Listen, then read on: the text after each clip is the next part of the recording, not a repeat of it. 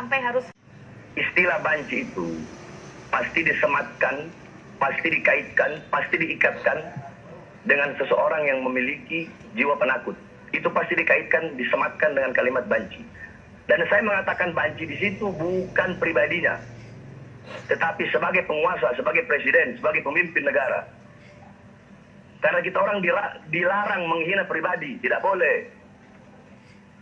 Bang Ali juga tahu kok itu.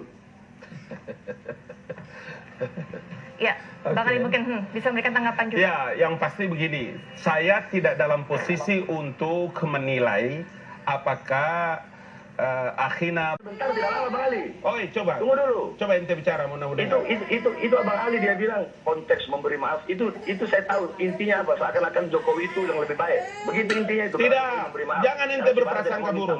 Di situ ente punya negatif Antum thinking. dengar dulu Bang Ali. Antum dengar. Anak bawa hadis. Antum bilang prasangka buruk. Anak bawakan antum hadis.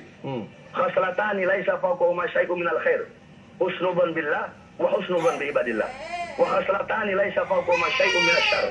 Su'uban billah wa su'uban bi ibadillah.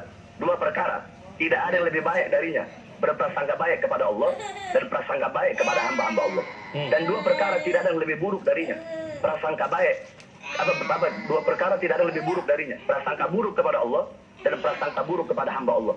Tetapi di situ Imam Suyuti memberikan ta'liq, memberikan komentar tentang itu hadis.